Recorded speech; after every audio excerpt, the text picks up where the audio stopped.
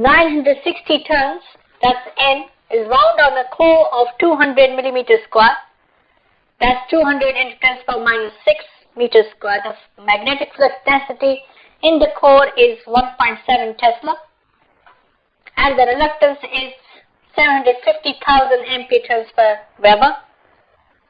Calculate the magnetic flux produced by the coil. Now this is a DC current flows through it, and it's just to practice how the solenoid actually can work with an example question like this.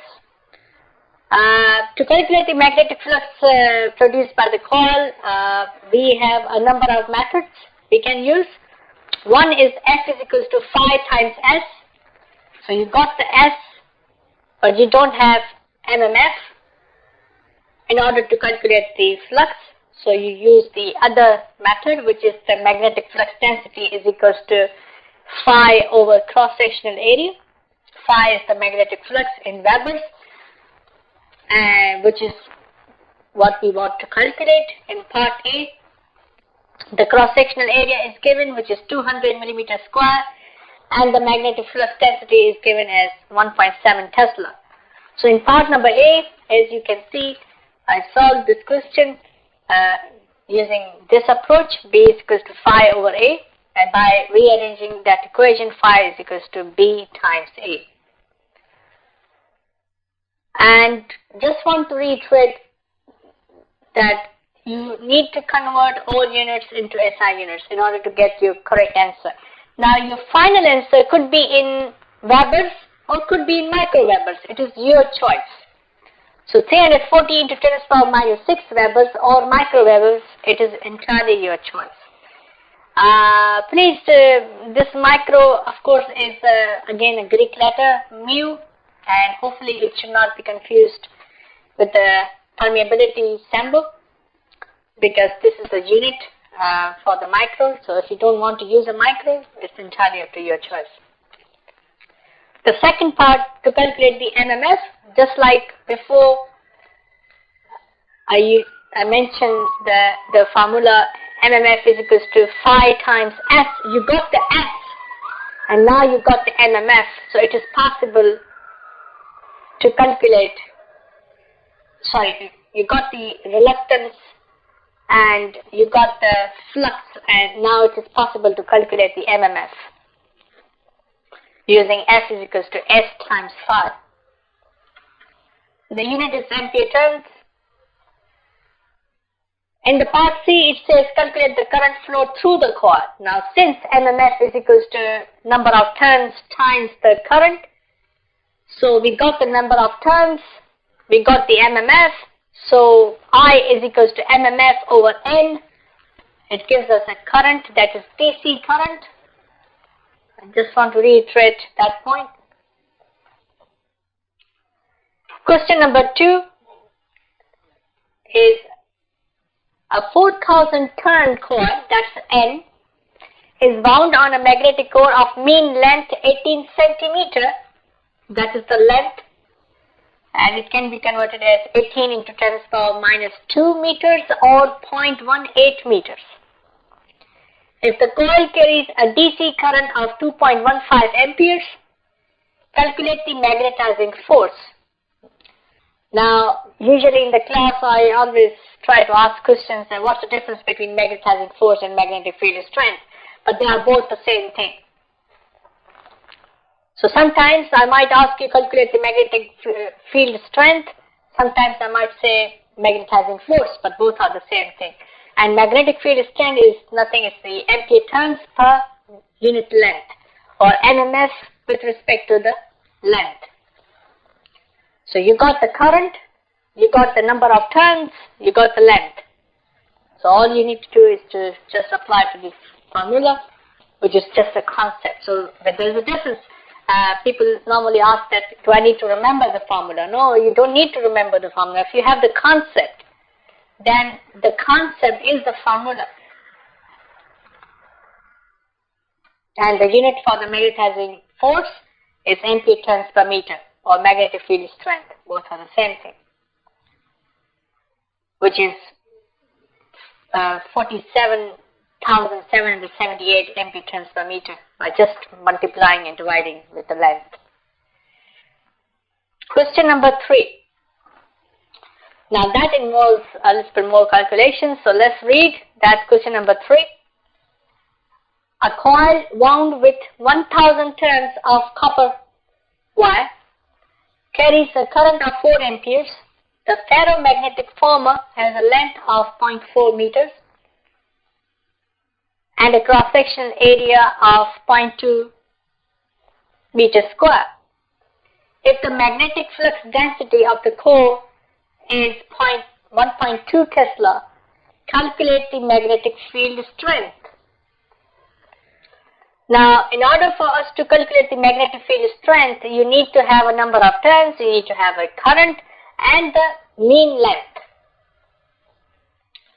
And in this question, that's why I recommend you to write the input parameters and then to apply the formulas accordingly, whichever more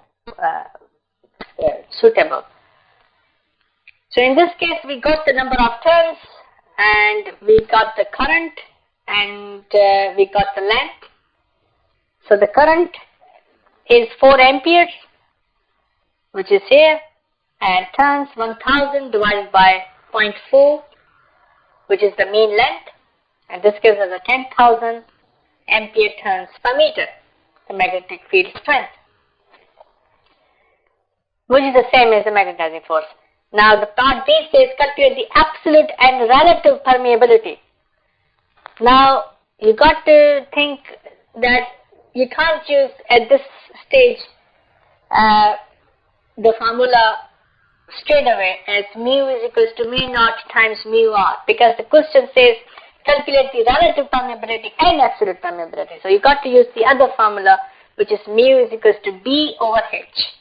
You got the flux density and you have just calculated the magnetic field strength, and this gives you the absolute permeability, which is mu. Mu naught is the fixed constant, 4 pi into 10 to the power minus 7 Henry per meter, and by utilizing the same equation, mu is equals to mu naught times mu r that I just mentioned, and by rearranging that you can calculate the relative permeability. Now make sure that the relative permeability is a ratio and does not have any unit. And part C says calculate the core reluctance. Now how can you calculate the core reluctance? Well, first, if you want to use F is equals to phi times S formula, then you need phi. And in order to get that phi, we need to apply B is equals to phi over cross-sectional area formula. Because we got the cross-sectional area, we got the magnetic flux density. By rearranging that equation, gives us a flux of 0.24 Webers. And then by rearranging the equation of fundamental magnetic circuit Ohm's law, F is equals to phi times S, we can calculate the reluctance in ampere turns per Weber. Of course, you can use the other method, which is S is equals to L over mu times A. You got the length, you got the cross-sectional area, and you got the absolute permeability. So it is entirely your choice which formula you want to use. And that's where the decision-making process occurs, like in this type of question, where you can actually use S is equals to L over mu times A, instead of using the two formula method. Question number 4 says the core of an electromagnet having the cross-sectional area of 0.0025 meters square and the 0.6 meter mean length. Calculate the relative permeability. The relative permeability is 500. Calculate the reluctance of the core.